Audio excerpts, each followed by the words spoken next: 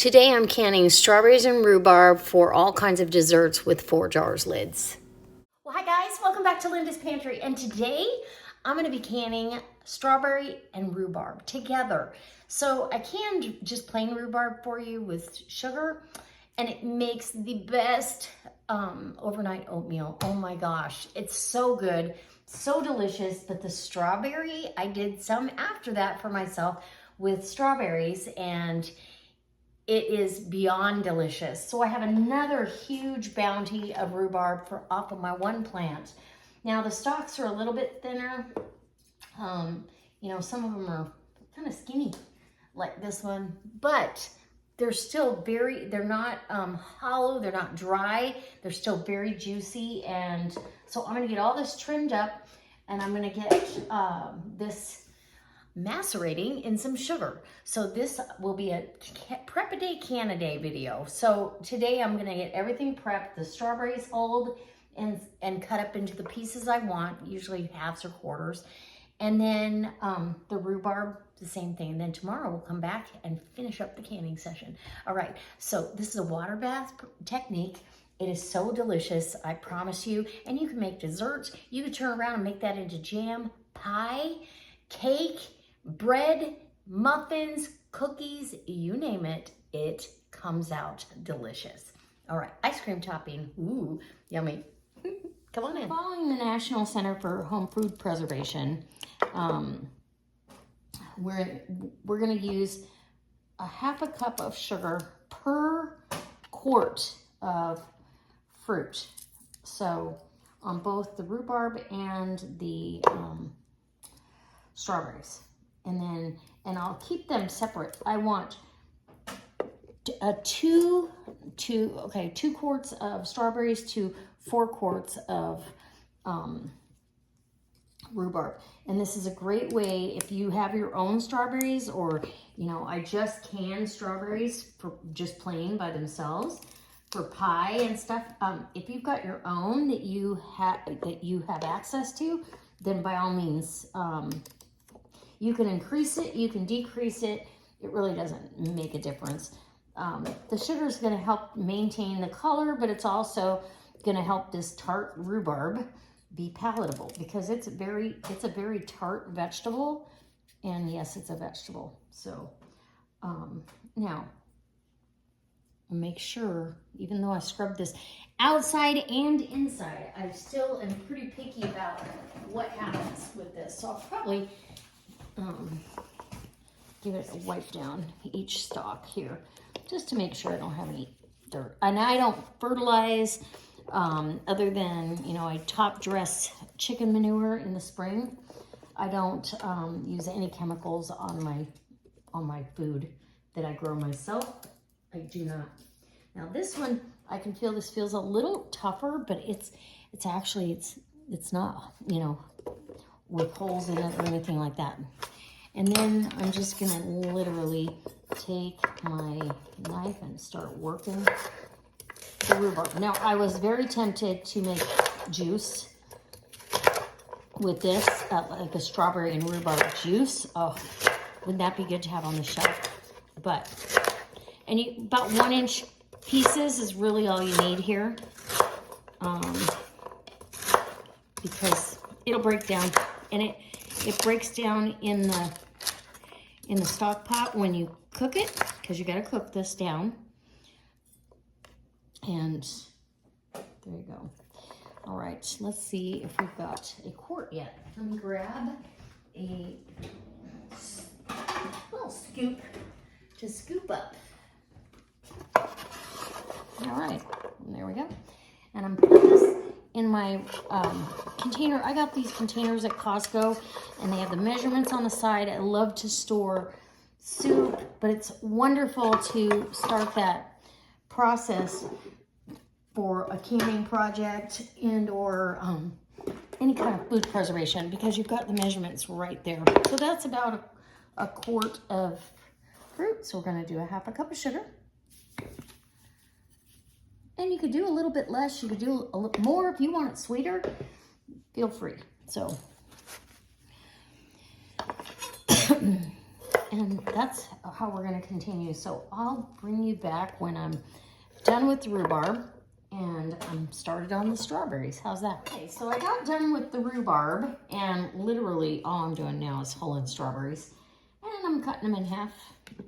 And once I get up to a quart, a solid quart, I got a good honest 5 quarts to 5.5 quarts of rhubarb. I even went next door and grabbed a couple stalks from the neighbor. She didn't have much though, because she had scalped her little red rhubarb plant. So half a cup of sugar on there.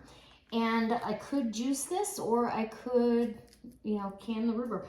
I want to can it only because I can use it for more things than just the juice. I'm going to get another round of rhubarb, so I will do just rhubarb juice. And maybe I'll grab some, if we have another fruit that's in season. Strawberries are going to probably be on their way out here pretty quick, because it's already July. Maybe a blackberry. Ooh, yum. Okay, and while I was doing this, guys, I actually used my rhubarb sunshine juice and 3 of the strawberries and some ice and a little bit of vodka and made myself a slushie, and it's delicious. Yeah, very good. Very, very refreshing, absolutely wonderful. So just finishing up culling strawberries and cutting them in half, because they're going to cook down with the rhubarb, and you won't need to worry about it. So same ratio on the sugar. Now, if you've got a really big strawberry and you want it cut again in quarters, go ahead. But for the most part, these are beautiful, beautiful strawberries. Okay, off I go. I will be back tomorrow when we're getting ready to jar this up. Okay, so good morning. I am back and I am ready. So you can see how much we got. Okay, so these containers were both full, and now we're down to 3, little less than 3, 2.5 quarts. I'm gonna pour all the fruit and the sugar, and any sugar that's settled to the bottom, try to get that out of there. It's literally maybe a couple of teaspoons, but hey, I bought it, I own it, I paid for it. And those strawberries smell so fresh and delicious. So everything is going in the pot. My jars are in the steam canner right there, getting hot and ready. And oh, this was rhubarb. There's even more strawberries in there. And yay! Oh my gosh. So this is just like when you can rhubarb by itself. It is just or strawberries by themselves. You're doing the exact same thing, only it's definitely rhubarb and strawberries combined. So this will be for like pie filling, that kind of thing. And I am canning it in quarts. I've got one pint jar heating up just in case I have a little extra. I can go ahead and I can set that aside. So let's get the lid picked up, and we're gonna get this over on the stove, and I will get this heating up. So let's see, there it is, but beautiful. And my neighbor gave me a couple of stalks of red rhubarb. So hopefully you guys, it'll come out beautiful in red because of the strawberries. So let's go to the stove.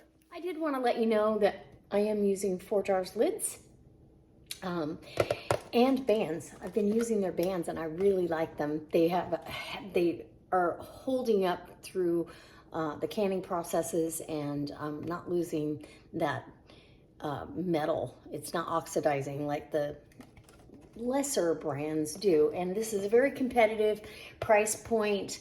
So I have a link down below. Linda's Pantry will get you 10% off of your complete order. And as always, guys, I've been using these for over a year now, and I absolutely love this company. So I'm also standing on a 4 jars anti-fatigue mat while I'm cutting up all the fruit and vegetables from the garden. So I hope that you guys are getting lots of bounty out of your garden. This is like the 4th rhubarb pick that I've done, and I'm definitely thankful. Next year I will have plenty more because I planted 1, 2, 3, 4, 4 more rhubarb. No, 5 more, right? I've already got 2, 4. Yeah, I've got 5 new rhubarb plants that I'll be picking off of next year. All right.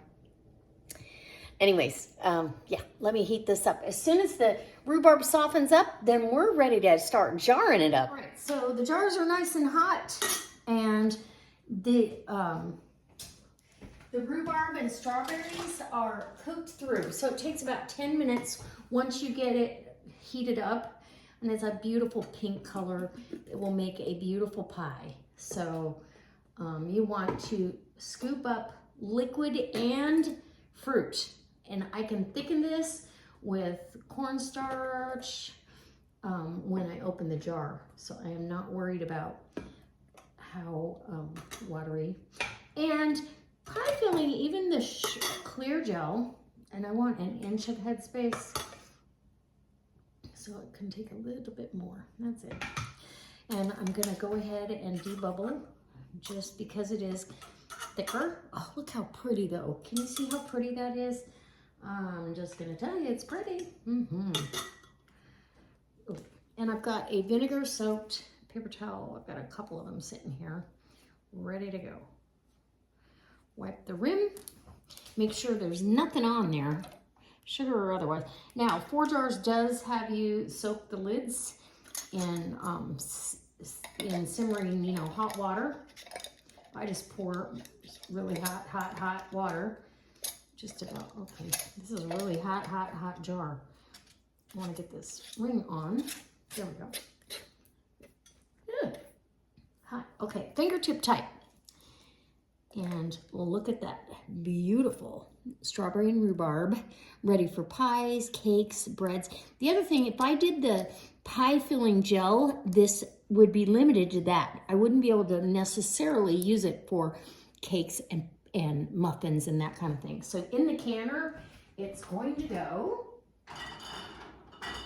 and I'll pull another hot jar over. I'm gonna go ahead and get the water, keep that simmering under those jars. And really it's just a rinse and repeat. I've got a lot here, so I'm super excited about that. I will have enough to make it through the year, I'm pretty sure. Okay, and all that delicious juice. You could take this and make strawberry rhubarb lemonade with it, popsicles. Oh, my mouth's watering just thinking about all the combinations you can do. So again, wipe the rim really good. Make sure there's no grain of sugar or anything else. So there we go. 4 jars ring and lid. And hold on. There we go. Make sure you get your stuff threaded on right, because if you have a fail, sometimes it's because it didn't thread correctly. Oh, and I didn't debubble. Dang the bad luck. Well, that's okay. I'm gonna debubble. Even though it's pretty liquidy, I doubt there's any air pockets down in there. Oh, my mouth's watering. I'm gonna tell you, I did this a couple weeks ago, and I bought red rhubarb. So it was more red than this, but it's mouth-watering delicious. That's why I came back to share it again, because I had such a great bounty of rhubarb coming. So, and you can see the strawberries. It's just beautiful. What a gem to have on the shelf, right? Okay, I'll be back and I'll let you know how many jars I have. 6 quarts of beautiful strawberry rhubarb. Strawberries and rhubarb in the canner. We go. Here, I think I need to scoot them in a bit. This canner will hold 7 quarts, so I know they're gonna fit. Okay, and I want to put the vent. Okay, hold on. The vent. There we go. Kind of pointing out that way. Just so, did I get it? There we go. Okay, now it's sitting on there. I want the vent, there's a hole back here for steam to come out. You want that to be a steady stream. I actually might turn it so it can be out this direction, only because I don't want it damaging my cabinets or my anything else. So I'm gonna have to look the gauge up here on top, where it goes into the green zone for me and my altitude. And I'm gonna run this at as low with having the nice big stream of steam and in the green zone as I can, and see if I can not have any siphoning this time. Playing around with it. If you've had siphoning, let me know. And if you want to see how I use this when I go to make a pie, leave me in the comment section, leave me a comment letting me know that, and if you've ever done this before. Okay, happy canning.